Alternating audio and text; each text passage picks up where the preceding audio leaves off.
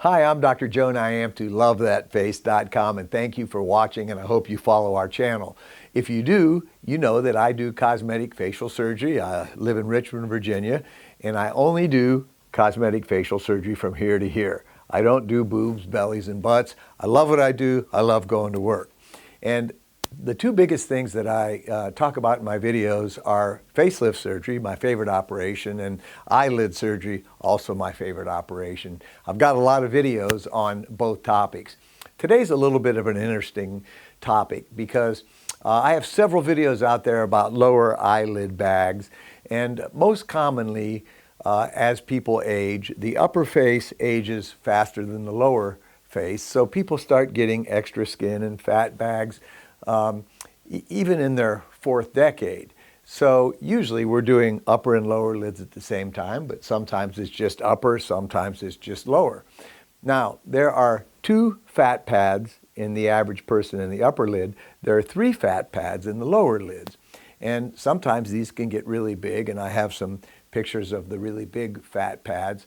But today's case is interesting because this patient only has 1 fat pad, and that's on the far lateral portion of her lids. There's normally a nasal fat pad, a central fat pad, and a lateral fat pad. So most people have that whole kind of, that little sausage of fat. Well, this patient only has fat over here. So you see this in a situation like this, which is just her heredity and or development. But you also see this type of situation when the surgeon who did previous eyelid surgery didn't get that fat, because the lateral fat pad is a little harder to get, and that's frequently undertreated by a lot of surgeons, and we end up going back and taking some of that fat out when we see that. But this, again, is just this patient's never had eyelid surgery. So I'm going to show you a little video of what it's like just to treat that one single fat pad. It's kind of interesting, and I have a lot of people that follow my channel. A lot of these people are other surgeons, and a lot of them are just people that like learning and watching cosmetic procedures. So I hope you enjoy this. I'm Dr. Joe Niamtu, LoveThatFace.com. So what we're going to do here, we're going to use a CO2 laser. We're going to make our incision through the conjunctiva and capsulopalpebral fascia, and we're going to go from the punctum to the lateral canthus. And if you notice, the great thing about the laser is that there is 0 bleeding.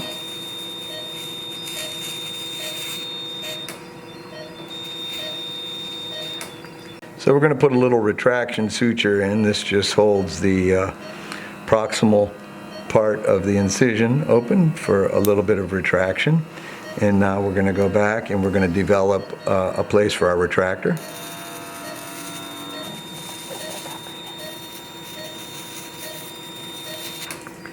So this particular patient, as I said, they don't have much medial fat, they don't have much central fat, but we're going to have a large conglomeration of the lateral fat pad here. And so we'll start by opening this up and start to retrieve this fat, which you can see will be plentiful. Normally we would use a bigger suction, but it's so loud when we do a video. So this is the first part of our fat right here. So again, this is more lateral fat. This patient has very abundant lateral fat pad. And this is yet a third little extraction here. We only want to take out enough fat to make a difference. We don't want to take out all the fat. So you can see that the laser is a very bloodless way to do this. And we'll come back and take a look in a second. Okay. So again, any little bleeding that we have, we're going to get with the laser. And now we're not going to take any more fat out. And if we take a little tour here, you can see the inferior oblique muscle, which is right there. And that's the muscle that separates the central from the nasal fat pad. And again, we've just treated the lateral fat pad. So if we drop everything and everybody come off, you can see here now where there was a big bulge before, that there is very minimal bulge. We'll take just a little bit more out and then come back. So this is where our fat pad was, and again, we've only taken out the extra fat, and she really has no fat anywhere else. Of interest here anatomically, this is the inferior oblique muscle that I'm under right there, and that separates the central fat pad from the nasal fat pad. But again, this patient does not have any fat in those areas. So whereas we had a large bump of fat here, now we don't, and she really doesn't need any fat. So this is kind of unusual in that she only has a single fat pad, the lateral fat pad, and that's the one that is frequently underdiagnosed or undertreated. So we have the stainless steel protective eye shield, and we'll take that out in a minute, but what I'm showing you here is we don't need to put any sutures in here. This just comes back together and just heals very, very quickly. So what we've been able to do now is remove the fat on this patient and not have any external incision. So that's the transconjunctival blepharoplasty approach, in this case for lateral fat pad only. So we're going to show you some cases of eyelid rejuvenation. And again, when these patients, this is just one of my favorite things. I love doing this, and I think it's one of the most artistic things that I do. So if you look at the before picture, this patient really in their late 40s, and they have this heavy eyelid skin and wrinkly, crinkly skin on the bottom. And again, we have done upper and lower eyelid surgery and lower lid laser resurfacing, which is my most common procedures. This is the same patient after surgery, and this patient just looks old and tired, and by removing this skin, now we have a nice crisp shelf that the patient can wear makeup if they wish. Same thing over here. So I'm going to be showing you a lot of cases here, probably more than you have time to look at, but you can always fast forward through this. But for people that want to study the before and after effects of cosmetic blepharoplasty, it's probably worth your time investment. So this patient, if you look at the top picture, the left is the before and the right is the after. And again, you can see how we have taken away the extra skin, muscle, and fat and wrinkles and improved this patient. The lower picture is the same thing. The left is the before and the right is the after. And here is a male patient, and again, in the before picture, you can see the extra skin that hangs over and touches the eyelashes, and you can see in the after picture how we've improved that. We need a little bit of eyebrow grooming there. In the lower picture, again, the before and the after. So on males, you don't want a real big crease here. You want, or shelf, excuse me. You want a shelf of about 8 to 10 millimeters. Otherwise, it is too feminizing. You can also notice the difference between the eyelid bags on the lower and after surgery and laser resurfacing of that skin. Same thing, we've removed this fat pad and treated the wrinkles with CO2 laser resurfacing. Here's another patient, and again, this is a small change, right? This patient her skin was touching her lashes, and after surgery you can see that she has a nice crisp shelf. Look at the pigmentation and the sun damage and wrinkles that she had, and you can see after lasering the lower lid, the patient does not have that. So almost all of my patients, I'm doing upper lid surgery, I'm doing lower lid on the internal transconjunctival approach like I showed you, and lower lid laser resurfacing. And I just have thousands of before and after pictures. And again, just these little changes make a patient look and feel better. Here's another patient, and this is so common, where the skin is actually touching the eyelashes, and these patients aren't able to wear makeup, and they have protruding fat pads, and this is about 90 days after upper eyelid blepharoplasty, lower transconjunctival blepharoplasty, and CO2 laser resurfacing, and these patients always come back with makeup because they haven't been able to wear it. Same patient, looks so much younger just by doing this procedure that takes less than an hour in about a week or so of healing. And if we look at this little motion thing, you can see this patient before and after blepharoplasty. So Again, these patients love to come back with makeup because they haven't been able to wear it for so long. So here's another motion graphic that shows the difference before surgery. And again, we have this extra skin. We have our upper lid skin touching the lashes. There's no crease that's visible, and this patient is not able to wear makeup.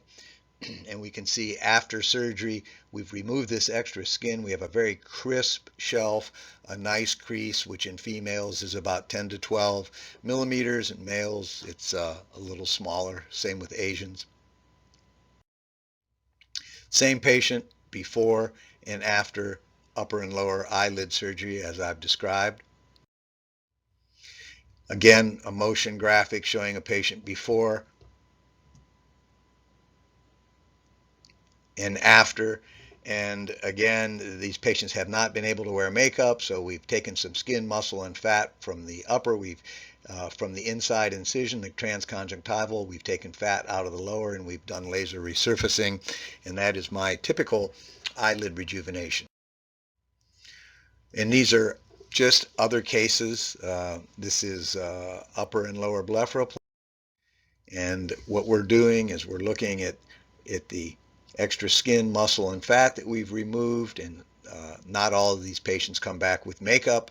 And I try and take my before and after pictures without makeup, but some patients come back on their way to work or whatever.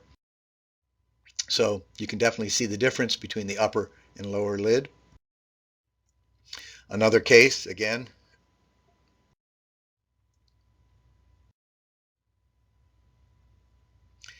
and when I look at these, I just really get excited because these are all happy stories where patients just were feeling old and tired, and we've taken some skin and muscle and fat away and done some laser resurfacing, and I think we've really changed their life, and that's why I enjoy this surgery so much. Here's a patient who had festoons, and again, upper and lower eyelid surgery and CO2 laser resurfacing. Another patient, you can see the power of lasering along with eyelid surgery. And again, some of these cases are very simple, but they are dramatic.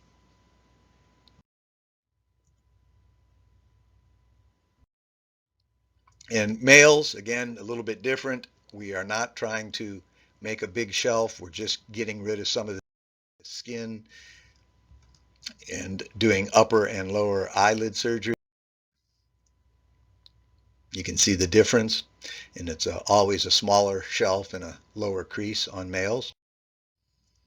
Here's a patient with really significant fat herniation, and when they look up at the ceiling, that is a view that we commonly do that accentuates the fat. So you can see the difference in the before and after pictures. And again, this is my same approach. Upper eyelid, skin, muscle, and fat. Lower eyelid, transconjunctival, or the internal approach with CO2 laser skin resurfacing. And I have thousands of before and after pictures on my website, which is lovethatface.com.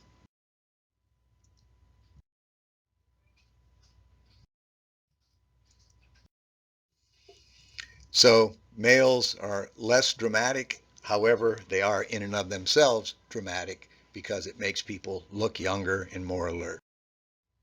I have a passion for academics and education, and I teach a cosmetic surgery course at least once a year, and we have doctors from all over the United States and all over the world from all specialties come to learn cosmetic surgery at our surgery center. I also have an online video series for doctors how to do these various cosmetic surgery procedures, including eyelid surgery. And I'm a prolific author. I have two of the top-selling medical textbooks on Amazon right now, the second edition that I'm holding in my left hand of my book, Cosmetic Facial Surgery, and also my newest book, The Art and Science of Facelift Surgery. So I'm passionate about learning, teaching, and operating. As I stated earlier, I really enjoy teaching, and Blepharoplasty or cosmetic eyelid surgery is one of our more popular courses, along with facelift surgery. And I really enjoy teaching young doctors. They're very impressionable, very eager to learn how to do safe surgery with predictable outcomes. And I've taught many, many courses in many, many cities, in many, many states and countries and continents. And education has been a part of my core value. So I love blepharoplasty surgery. Like I said, I think it is one of the most straightforward and dramatic procedures that you can do on a patient, but really does take decades to become very good at this procedure.